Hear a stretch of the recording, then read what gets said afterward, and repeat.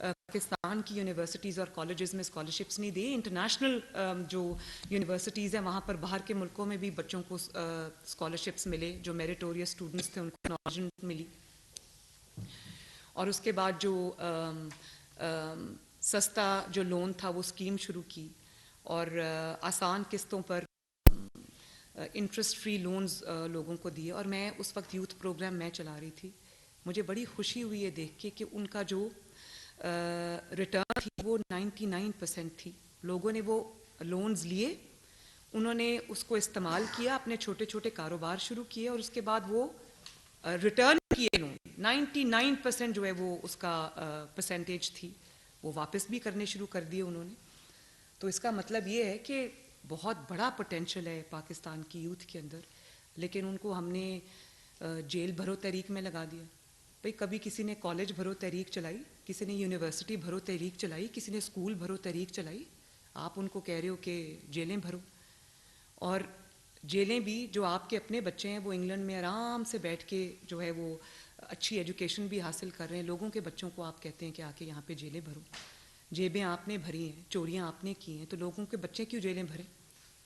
और देखो अभी मुझे आज फिर याद आता है कि जब इमरान ने लॉन्ग मार्च शुरू किया तो वो आपको याद है वो जो बच्चों की पीटीआई के बच्चों की शहादत हुई थी, आई कंटेनर से गिर के भी कोई शहादत हुई थी और एक कहीं और से कोई एक्सीडेंट हुआ था लॉन्ग मार्च में। वो लॉन्ग मार्च क्या था, उसके मकासद क्या थे? मकासद पाकिस्तान के लिए थे, उसके मकासद यूथ की बेहतरी के लिए थे। वो पर्सनल एजेंडा था कि वो जो अपॉइंटमेंट होनी थी उसमें रखना डालना था, हुकूमत ख़त्म करनी थी। और वो आज जो बच्चे शहीद हो गए हैं उनको तो पूछने वाला भी कोई नहीं है। जिस घर से एक बच्चा, किसी का बेटा, किसी माँ का बेटा, बाप का बेटा, किसी बहन का भाई जब जाता है तो उनका पूरा फ्यूचर तबाह हो जाता है। तो आपने अपनी सियासत चमकाने के लिए बच्चों की जानें ली, और किस लिए? कोई नेशनल कॉज नहीं था आपका। फिर आपके पास ना कोई इकोनॉमिक प्लान है, वो जलाओ, मार दो, मर जाओ, जेल भर दो, ये है आपका एजेंडा। ना आपके पास कोई माशी प्लान है, ना आपके पास कोई की इकोनॉमिक पॉलिसीज़ हैं, ना आपने कोई प्रोजेक्ट दिया। मेगा प्रोजेक्ट तो दूर की बात है, आपने कोई प्रोजेक्ट भी नहीं दिया। कोई एक कॉलेज, कोई एक यूनिवर्सिटी, कोई एक मोटरवे, कोई एक एक्सप्रेसवे, कोई एक बिजली का मंसूबा, कोई एक सीपैक जैसा कोई मंसूबा निकाल के दिखा दें, कुछ भी नहीं। झूठ का नाम बयानिया रख दिया। सोशल मीडिया के नाम पर आप लोगों की इज्जतें उछालने की कैंपेन्स चलाते, और सोशल मीडिया में हमें मुकाबला करना पड़ता है। मुझे बहुत तकलीफ होती है जब हमें वो मुकाबला करना पड़ता है। हमारे पास तो सच्ची बातें करने के लिए आपने झूठ का नाम बयानिया रखा हुआ है आजकल, और बहुत अफसोसनाक डेवलपमेंट है। मैं आज आप सबके थ्रू पाकिस्तान की यूथ से मुखातिब हूँ। ये बहुत ही अफसोसनाक डेवलपमेंट है कि परफॉर्मेंस की जगह जो है नेगेटिव पॉलिटिक्स ने ले ली। जो नेशनल नैरेटिव होना चाहिए, कौमी बयानियाँ होना चाहिए, उसकी जगह झूठ के बयानिए ने ले ली। और इन सब चीज़ों ने परफॉर्मेंस को भी रिप्लेस कर दिया, और जो कंस्ट्रक्टिव पॉलिटिक्स थी उसको भी रिप्लेस कर दिया। आज आप मुझे बताएं पाकिस्तान का माशी तौर पे पाकिस्तान का क्या हाल है? इकॉनमी आपकी स्टेबलाइज नहीं हो रही। और आप ये देखो कि आपको इस वक्त तरक्की के नैरेटिव की ज़रूरत है, कौम को जोड़ने की ज़रूरत है, एक पेज पे आने की ज़रूरत है। आप उनको तकसीम कर रहे हैं। पाकिस्तान को इस वक्त बयानियों की ज़रूरत नहीं, पाकिस्तान को इस वक्त परफॉर्मेंस की ज़रूरत है। इंडिया को आप देखें, हमारा पड़ोसी मुल्क है, बेंगलोर में आईटी रेवोल्यूशन आया हुआ है, उन्होंने सिलिकॉन वैली को कॉपी किया है, और हम क्या कर रहे हैं? इतना आप देखें जो पाकिस्तान के माशी हालात है ना। नवाज शरीफ साहब ने तो जब सी पैक शुरू किया उसमें उसकी वजह से इतने प्रोजेक्ट्स आए, प्रोजेक्ट्स की वजह से इतनी नौकरियों खुले, तो वो तो 1 करोड़ नौकरियों का झांसा देख के फरार हो गया। उसने तो लोगों को यूथ के नाम पे बेवकूफ़ बनाया। तो मैं समझती हूँ इस चीज़ को यहाँ पर आज ख़त्म होना चाहिए। हमें भी जो आईटी रेवोल्यूशन पूरी दुनिया में आया है हमें उसको पाकिस्तान में लाना चाहिए, उसको इम्प्लीमेंट करना चाहिए। ई कॉमर्स अब जो हमारी फॉल्टरिंग इकोनॉमी इस वक्त हम नौकरियां जनरेट नहीं कर सकते, लेकिन अपने घर में बैठे, अपने लैपटॉप्स पे, अपने कंप्यूटर्स पे लोग बैठ के जो है वो बहुत कमा सकते हैं। हज़ार दो हज़ार डॉलर्स महीने के बैठ के कमा सकते हैं। उन लोगों को वो टेक्निकल एक्सपर्टीज़ देना, उन लोगों की हैंड होल्डिंग करना, उन लोगों की ट्रेनिंग्स करना, ये हमारा मकसद होना चाहिए। और जो सियासत इन्होंने शुरू की है उसका भी हाल देख लें। अब ज़ेनी मरीजों की एक सियासत शुरू कर दी है। कौम को भी, खुद तो ज़ेनी मरीज थे, कौम को भी ज़ेनी मरीज बनाने की पूरी कोशिश हो रही है। पहले, अब कल मैं टीवी देख रही थी, जब से ये गवर्नमेंट ये वोट ऑफ नो कॉन्फिडेंस इनको लगा कि कामयाब होगा, तो जी यूएस ने, अमेरिका ने हमारे ख़िलाफ़ साजिश कर दी। अमेरिका रजीम चेंज साजिश हो गई जी, और अमेरिका, डोनाल्ड लू ने हमारे ख़िलाफ़ साजिश कर दी। वो साइफ़र आ गया अचानक कहीं से। मैं तो उस वक्त भी कहा था कि ये साइफ़र फ्रॉड के सिवा कुछ नहीं। मेरी पुरानी तकरीरें, स्पीचेस, मीडिया टॉक्स उठा के देख लें, मुझे तो पता था झूठा बंदा कभी सच बोल ही नहीं सकता। तो बड़ा हमने कई माह में सुना कि हम कोई गुलाम हैं, हम कोई ज़ेनी गुलाम हैं, गुलामी नामंजूर, इम्पोर्टेड हुकूमत, साइफ़र, हकीकी आज़ादी और एब्सोल्युटली नॉट, अमर बिल मारूफ। तो आज मैं पूछ सकती हूँ कि वो हकीकी आज़ादी का क्या हुआ? वो अमर बिल मारूफ की जो कैंपेन, कुरान पाक की एक आयत की आपने एक झूठ पे बेस्ड कैंपेन चलाई, उसका क्या हुआ? गुलामी नामंजूर के नारे का क्या हुआ? और आज आप लोगों को आसान ज़बान में बताएं, कौम को, यूथ को बताएं जिनको आपने गुमराह करने की कोशिश की है, उर्दू में बताएं कि आपने झूठ बोला था, आपने धोखा दिया था लोगों को। और आप देखें कि सिर्फ ये अमेरिका वाली बात इन्होंने नहीं की, इन्होंने जो पाकिस्तान की फॉरेन पॉलिसी है, पाकिस्तान के रिलेशंस हैं मुहज़्ज़ब मुल्कों के साथ, उसको इन्होंने जेपडी में डाल दिया, उसको इन्होंने ख़तरे में डाल दिया, सिर्फ इसलिए कि आपने उस वक्त आवाम को कोई बात बतानी थी कि मेरे ख़िलाफ़ तो साजिश हो गई। और वो जो जलसों में ख़त लहराते थे कि ये साइफ़र है, वो ख़त आपने कहा कि मैंने सुप्रीम कोर्ट में भी भेजा, किधर गया वो बयानी? उस बयानी की न सिर्फ मौत हुई है बल्कि उसकी नमाज जनाजा और तदफीन जो है वो ज़मान पाक में होनी चाहिए। वो जनाजा कौम को पढ़ लेना चाहिए उसके ऊपर। फिर आपने पहले एक बयानिया बना दिया कि हम कोई ज़ेनी गुलाम तो नहीं है, ये इम्पोर्टेड हुकूमत है, अमेरिका ने मेरे ख़िलाफ़ साजिश कर दी, डोनाल्ड लू ने ये कर दिया, वो कर दिया।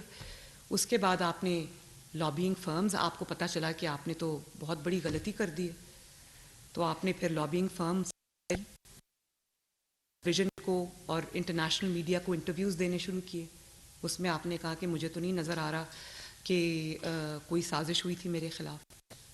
और जो रजीम चेंज का जो बयानिया था उसमें आपने अमेरिका को बिल्कुल कल बाइज़्ज़त बरी कर दिया। तो क्या वो सारे बयानिए जो है वो वफ़ात पा गए? लेकिन ये तो सवाल करना बनता है ना कि कौम से झूठ क्यों बोला? आप सब यूथ के रिप्रेजेंटेटिव्स यहाँ बैठे, आप अपने हलकों में लोगों को पूछें कि जिन्होंने इनकी बात पे यकीन किया था, उनको आज ये सवाल करना चाहिए कि हमें क्यों बेवकूफ़ बनाया। हमें हमारी गाड़ियों पे जो एब्सोल्युटली नॉट के और वो गुलामी नामंजूर के स्टिकर्स लगाए थे, वो क्यों लगवाए थे हमसे? आज उन स्टिकर्स का क्या करना है? उतार के रख दें या लगे रहने दें? और फिर उस झूठे बयानिए की वजह से, उस झूठे बयानिए के लिए इन्होंने लोगों को गद्दार कहा, लोगों को गैर मुल्की एजेंट कहा, लोगों को कहा कि ये इम्पोर्टेड हुकूमत है, ये बाहर से साजिश आई है, ये ऐसा हुआ है। कोई नदामत है उस झूठ की? कोई शर्मिंदगी है उस झूठ की? और अगर आप समझते थे, अगर आप अमेरिका के ख़िलाफ़ नहीं थे, तो कौम को क्यों भड़काए? क्यों पाकिस्तान के जो अमेरिका के साथ या वेस्ट के साथ जो रिलेशंस थे उनको आपने जेपरडाइज़ किया? क्यों आपने उनको ख़तरे में डाला? तो अब आवाम को आके बताओ ना कि आपने अमेरिका से माफ़ी मांग ली। उर्दू में बताओ आवाम को, उनको पता चले कि आपने कितना बड़ा झूठ बोला है। और आज कहता है कि अमेरिका ने मेरे ख़िलाफ़ साजिश नहीं की, कमर जावेद बाजवा साहब ने मेरे ख़िलाफ़ साजिश की। तो ये वही शख्स है जो जब तक हुकूमत में था कहता था कमर जावेद बाजवा से ज़्यादा कोई जमहूरी चीफ अवामी स्टाफ नहीं गुजरा। कमर जावेद बाजवा साहब ने जितनी मेरी हुकूमत की मदद की है किसी ने नहीं की। और ये वही शख्स है ना जो आज कह रहा है कि कमर जावेद बाजवा ने मेरी हुकूमत को घर भेजा। वो जब उसको पता चला कि मेरी हुकूमत ख़त्म हो रही है तो ताहयात एक्सटेंशन देने के लिए उनके पास पहुंच गया कि आपको एक दफ़ा तो मैं दे चुका हूँ एक्सटेंशन, दूसरी दफ़ा आप ताहयात एक्सटेंशन ले लें। आप सोचें कि वो इंस्टीट्यूशन के साथ क्या कर रहा था, सिर्फ अपनी हुकूमत बचाने के लिए इस मुल्क के साथ क्या कर रहा था, जिसको आज वो मीर जाफ़र कह रहा है, मीर सादिक कह रहा है, जानवर कह रहा है, जिसको ये कह रहा है कि इसने मेरी हुकूमत गिराई, उसको उसने ताहयात एक्सटेंशन देने की बात की। और फिर आप ये देखो कि इनके पुराने इंटरव्यू सुन लें। ये कहते थे कि अगर मैं इक़्तिदार में आया और इस्टेब्लिशमेंट ने मेरी बात ना मानी तो मैं आवाम के पास जाऊंगा, मैं उनको बताऊंगा कि इस्टेब्लिशमेंट क्या कर रही थी। तो आज जब जनरल कमर जावेद बाजवा घर चले गए तो और आज आपको पता है कि वो अपने आप को डिफेंड नहीं कर सकते। मैं उनको कोई बेल आउट नहीं दे रही यहाँ पर, लेकिन आज जब आपको पता है कि वो अमेरिका ताकतवर है, वो अपने आप को डिफेंड भी कर सकता है और वो आपको नुकसान भी आपको उस बयानिए का हो सकता है, तो आज आपने जो निशाना है उस पर आपने जनरल कमर जावेद बाजवा को रख लिया। उस वक्त आपने क्यों आप उनसे छुप छुप के, हुकूमत जाने के बाद भी प्रेसिडेंसी में छुप छुप के उनसे मिलते रहे?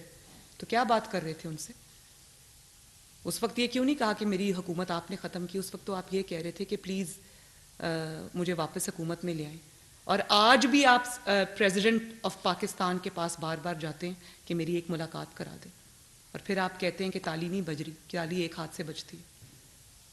इस्टेब्लिशमेंट ने तो अपना हाथ हटा लिया, इस्टेब्लिशमेंट ने इनसे हाथ खींच लिया, बल्कि तो अब अदलिया के घोड़े पे सवार होकर आने की कोशिश कर रहा है। इसको कोई ना कोई बैसाखियां चाहिए होती आने के लिए, ये अपने ओन पे कुछ भी नहीं कर सकता। तो जो बात जब आके करते हैं तो ऐसा लगता है कि पता नहीं कितनी जो जज्बा है और कितनी सच्चाई है बात में। और जब आप फैक्ट्स को देखते हैं तो आपकी अकल दंग रह जाती है। इंसान को यकीन नहीं आता कि एक इंसान इतना बड़ा मुनाफिक जो है वो कैसे हो सकता है। कि मैं इस्टेब्लिशमेंट की कोई वो नहीं, जनरल बाजवा सुपर किंग थे, तो आप क्या थे? आप उनके मुलाजिम थे उस वक्त, आपने उनको किंग माना हुआ था उस वक्त, तो वो सुपर किंग थे। लेकिन आप लोगों को ये कहते थे मेरी चलती है। उस वक्त जनरल बाजवा सुपर किंग थे, लेकिन वो जो आपकी वाइफ जो करप्शन के दास्ताने रकम कर रही थी, जो फरागोगी करप्शन की दास्ताने रकम कर रही थी, उसमें आपको पूरी आज़ादी हासिल थी। उसमें आपको जब किसी ने जाके कहा कि आपके घर में ये चोरी चकारी और वारदात हो रही है, तो आपने उसकी बात सुनने की बजाय उसी इंसान को आपने निकाल दिया, उसे कहा चलो जाओ। तो ये है असल हकीकत जो हमें आपको भी समझनी चाहिए और पाकिस्तान की यूथ को भी समझाने की कोशिश करनी चाहिए। और मैं इसलिए ये बातें आज आपसे कर रही हूँ कि आपको भी ये इंसल्ट है ह्यूमन इंटेलिजेंस की, यूथ की इंसल्ट है कि आप समझ रहे हैं कि वो ज़हनी तौर पे शायद आपकी तरह इतने माजूर हैं कि आप झूठ बोलेंगे वो सुन लेंगे, मान लेंगे, आप यू टर्न्स लेंगे तो वो मान लेंगे। और ये बड़ी एक यूथ की कंजम्पशन के लिए बात है कि पिछले 10 साल से मैं देख रही हूँ कि एक बड़ी कंसर्टेड और बड़ी ऑर्गेनाइज्ड कैंपेन सियासतदानों के ख़िलाफ़ चलाई गई, चाहे वो मुस्लिम लीग नून हो, नवाज शरीफ साहब हों, या वो और कोई भी जमात हो, उनके ख़िलाफ़ बड़ी ऑर्गेनाइज्ड कैंपेन चलाई गई, उनको चोर कहने की, उनको डाकू कहने की, उनको करप्ट साबित करने की। और एक शख्स को सादिक और अमीन करार देने के लिए उन्होंने सबको जो है वो गंदा किया। और आज मैं उस शख्स से पूछती हूँ जिसने उस शख्स की उसको मैं ढूंढ रही हूँ, वो साकिब निसार, वो डैम वाले बाबा जी, मैं आज उनको ढूंढ रही हूँ कि आज उनको मैं पूछूं कि आपने इस शख्स को सदाकत और अमानत का सर्टिफिकेट दिया, आपको ख्याल नहीं आया कि आप इस मुल्क के साथ क्या कर रहे हैं? उसको फरिश्ता बना के आपने पेश किया और पता ये चला कि जिन पे चोरी चकारी डाके का इल्ज़ाम थे उनकी तो आज पूरी दुनिया बोल रही है, करने वाले खुद बोल रहे हैं। आप देख लो नवाज शरीफ के खिलाफ, कल मैं जनरल बाजवा साहब की वो एक हमारे एंकर है वो बता रहे थे कि जनरल बाजवा साहब कहते हैं मेरे पास वो ऑडियोज़ और वीडियोज़ हैं जब इमरान खान उनके पास आता था और जब हम नवाज शरीफ पे क्रैकडाउन हो रहा था तो कहता था बड़ा अच्छा किया आपने नवाज शरीफ को शिकंजे में पकड़ लिया, अब आप नवाज शरीफ के साथ ये करें, अब आप वो करें, अब उसको डिस्क्वालीफाई करें, अब उसको जेल में बंद करें। तो ये अल्लाह ताला की शान नहीं है कि आज करने वाले खुद बोल रहे हैं, एक दूसरे को मीर जाफ़र मीर सादिक कह रहे हैं, एक दूसरे को झूठा कह रहे हैं, एक दूसरे को गद्दार कह रहे हैं। और नवाज शरीफ साहब की जो गवाही है वो अल्लाह ताला की तरफ से आई है और उन लोगों की तरफ से आई है जो उनको ख़राब करने में शामिल थे। तो एक दिन झूठ को झूठ साबित होना होता है, सच को सामने आना होता है, लेकिन इस सच को लेकर आप सब टॉर्च बेयरर्स हो, इस सच को लेकर आपको अपने अपने लोगों के पास जाना है, उनको ये सच बताना है। और जिनको चोर डाकू कहा उनके खिलाफ तो कुछ नहीं निकला, उनके केसेस भी ख़त्म हो गए क्योंकि झूठ पे मबनी थे। जिन्होंने इल्ज़ाम लगाया, इस घड़ी चोर ने जो लोगों को इल्ज़ाम लगाया, हर वो इल्ज़ाम जो ये मुखालिफिन पे लगाता था वो आज इसके ऊपर ख़ुद साबित हो गया। इसके घर की 2 ख़वातीन ने, एक जो पीरनी साहिबा हैं वो और एक जो फराग होगी, सिर्फ 2 ख़वातीन ने कई अरब की चोरी की। और अगर 2 ख़वातीन एक घर से इतनी बड़ी चोरी कर सकती तो आप सोच लें इस पार्टी का क्या हाल होगा। एहतसाब की बात करने वाले ने KPK में एहतसाब के हर इदारे को ताला लगा दिया और जो चेयरमैन नैब था उसको वीडियो दिखा दिखा के ब्लैकमेल करता रहा। वो तैयबा गुल को अपने प्राइम मिनिस्टर हाउस में हब्से बेजा में रखा क्योंकि मुखालिफिन को सजाएं देनी थी। इस किस्म के ज़हनी मरीज़ को हमारे पे लाके मुसल्लत कर दिया। तो फिर पाकिस्तान का जो आज हाल है वो होना था ना। IMF का मैंने तो अपनी स्पीच में कहा, मैंने कहा कि शहबाज शरीफ साहब को और इसाक डार साहब को IMF के साथ नेगोशिएट नहीं करना चाहिए, इसको लाके बिठाना चाहिए घड़ी चोर को कि ये बैठे और बताए कि मैंने IMF से क्या मुआहदा किया है, क्या शराइत रखी, हर चीज़ उनके हाथ में दे दी और फिर जाते जाते आप उस मुआहदे को फ्लाउट भी करके चले गए। आज हम अगर उस मुआहदे को ऑनर करते हैं तो महंगाई आती है, प्रॉब्लम्स आती हैं, और आज अगर हम उस मुआहदे को ऑनर नहीं करते तो पाकिस्तान डिफ़ॉल्ट करने के नहज पे पहुंच जाता है। तो ये तो चाहते हैं, ये इंतज़ार में बैठे हैं। आप शौकत तरीन साहब की ऑडियोज़ देख लें, इन्होंने पूरी कोशिश की, वो जो ऑडियो लीक्स हुई है उसमें इन्होंने पूरी कोशिश की कि पाकिस्तान डिफ़ॉल्ट हो जाए। ये जो बार बार श्रीलंका करते हैं ना, ये इनके दिल की आवाज़ है कि पाकिस्तान श्रीलंका बन जाए। भाई आप इक़्तिदार में हो ना हो, आप किस तरह अपने मुल्क के लिए बुरा सोच सकते हैं। और सिर्फ बुरा सोच नहीं सकते, वो ऑडियो रिकॉर्डिंग्स है, एक दूसरे को फ़ोन कर रहे हैं कि तुम लोग कुछ ना करना, करने दो डिफ़ॉल्ट इस मुल्क को। किस तरह आप रात को इस ज़मीर के साथ सोते हैं कि आपने वो जो मुल्क आपकी धरती जो आपकी माँ है उसके साथ आपने क्या सलूक किया, कैसे आपको नींद आती इतने बड़े बड़े झूठ बोलकर। और देखें, कोई चीज़ इन्होंने नहीं छोड़ी। मज़हब की तरफ आ जाए, इन्होंने मज़हब का कितना बुरा इस्तेमाल किया। वो मजहबी, पूरी दुनिया ने देखा कि वो ट्रक पे खड़े हैं और वो उनको कह रहे हैं खान साहब ज़रा मजहबी टच दें। यानी मज़हब के नाम, मज़हब मतलब जो शख्स मज़हब को इस्तेमाल करता है अपने पेटी इंटरेस्ट के लिए, समझती हूँ उससे बड़ा मुजरिम कोई नहीं है।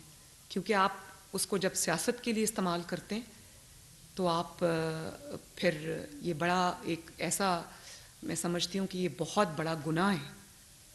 और आपने लोगों को अब मुझे ये बताएं, रियासत मदीना का आपने नारा दिया, तो रियासत मदीना में यू टर्न लेने वाले का अंजाम क्या होता?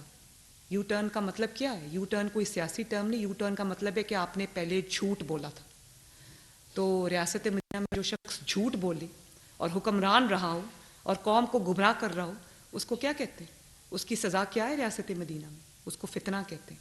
और फितने को ख़त्म करने का हुक्म है सियासी तौर पे। रियासत मदीना में अगर टिरियन वाइट का केस होता तो उस शख्स का क्या अंजाम होता? कभी ये सोचा? तोशा खाना केस अगर रियासत मदीना में रजिस्टर हुआ होता, वो रियासत मदीना जिसमें हज़रत उमर फ़ारूक ने अपने एक कुर्ते का भी हिसाब दिया, अगर यही तोशा खाना केस रियासत मदीना में रजिस्टर हुआ होता तो उसकी क्या, मुजरिम की क्या सज़ा होती? झूठ बोलने वाले की क्या सज़ा होती? खातून खाना दोनों हाथों से रिश्वत लेती रही और आप हुक्मरान बन के बैठ के उसके ऊपर उसको पेट्रोनाइज करते रहे, ऐसे शख्स की क्या सज़ा होती रियासत मदीना के अंदर? फिर आपने 190 मिलियन पाउंड्स जो हैं वो आपने अब पाकिस्तानी कौम का पैसा, जो पाकिस्तानी कौम की अमानत थी, वो आपने अपने दोस्त की जेब में डाल दी। काबीना को भी नहीं बताया कि उस बंद लिफाफे में क्या है, क्योंकि आपने उनको हेल्प करना था। तो उसकी रियासत मदीना में क्या सज़ा होती? तो ये बड़ी थॉट प्रोवोकिंग बात है। आपको हम जो PMLN की यूथ रीऑर्गेनाइज करने लगे हैं, तो मेरी आप सबसे ये रिक्वेस्ट है कि ये PMLN की बात नहीं है, ये इलेक्शंस की बात भी नहीं, ये इस मुल्क और कौम के फ्यूचर की बात है। तो ये फितने को पहचानना, उसको बेनकाब करना हमारा कौमी फरीज़ा है। उसको सियासी तौर पे उठा के बाहर फेंकना हमारा कौमी फरीज़ा है। इस मुल्क को एक्सटर्नल थ्रेट कोई नहीं है, बिल्कुल नहीं है। इस मुल्क को अगर थ्रेट है तो पॉलिटिकल इंस्टेबिलिटी से, क्योंकि जब तक वो कहते हैं कि political instability is the breeding ground of all political ills, तो जब तक पॉलिटिकल इंस्टेबिलिटी रहेगी ये मुल्क आगे नहीं बढ़ सकता। तो मैं बहुत जल्द इंशाअल्लाह ताला अपने हम यूथ को रीऑर्गेनाइज करने की और उसमें हम उसको शामिल करेंगे इंशाअल्लाह ताला। मेरा ये एजेंडा है, इसीलिए मैंने आज आप सबको आज बुलाया है और इस पे हमें काम करना है। उनको कंस्ट्रक्टिव एक्टिविटी की तरफ लेके आना है, उनको हमने एक विज़न देना है, उनको हमने मौक़े फ़राहम करने हैं, उनकी हैंड होल्डिंग करनी है, उनको हमने टेक्नोलॉजी की तरफ लेके जाना है। उसके लिए उनको जो भी सहूलियात, जो भी उनको हैंड होल्डिंग, जो भी हेल्प उनको रिक्वायर्ड है वो हमने उनको देनी है। तो हम बहुत जल्द एक चार्टर ऑफ यूथ अपना कौम के सामने लाएंगे, जिसमें मैं ये समझती हूँ कि जो यूथ है उसकी क्या प्रायोरिटीज़ होनी चाहिए और हुकूमत को किस तरह से यूथ की जो है वो हैंड होल्डिंग करनी चाहिए, ताकि उनको भी एक डायरेक्शन मिले। वो भी एक जो अपना बहुत बड़ा मेजॉरिटी है इस वक्त पॉपुलेशन की, तो उनको हम कंस्ट्रक्टिवली जो है वो अपने साथ इन्वॉल्व भी करें और उनको वो यूथ कौम की तकदीर बदल सकती, तो उनको हम अपने फोल्ड्स में शामिल भी करें। तो इंशाअल्लाह ताला आने वाले दिनों में आप ये देखेंगे कि हम आपकी मदद के साथ, क्योंकि ये नई लीडरशिप आप ही में से आएगी और नए MNAs, MPAs और जो और भी फ्रंट लाइन पे जो लोग हैं वो आप ही में से आएंगे। तो मेरी आप सबसे ये रिक्वेस्ट है कि ये मैसेज लेकर आप अपने अपने हलकों में यूथ में जाएं और उनको ये मैसेज डिलीवर करें। Thank you very much. Muslim League Noon की चीफ ऑर्गेनाइजर मरियम नवाज का पार्टी के नौजवान रहनुमाओं से खिताब है कि नौजवान मुल्क का असासा है। मुस्लिम लीग नून की चीफ ऑर्गेनाइजर मरियम नवाज ने यह भी कहा कि इनके झूठे बयानिए का हमें जवाब देना पड़ता है। मरियम नवाज कहती हैं कि इमरान खान हमेशा झूठ बोलते हैं और झूठ की सियासत करते हैं। लॉन्ग मार्च मुल्क और आवाम के लिए नहीं था। मरियम नवाज की जानिब से इस मौके पर खैरत का इजहार किया गया। उन्होंने कहा कि हम इस मुल्क और कौम के मुस्तकबिल की बात करेंगे। यह भी कहा कि मुकाबला इस बात पर करेंगे कि आपने मुल्क की तरक्की के लिए कितना काम किया। मरियम नवाज ने कहा कि फितने को पहचाना, उसको बेनकाब करना हमारा कौमी फरीजा है।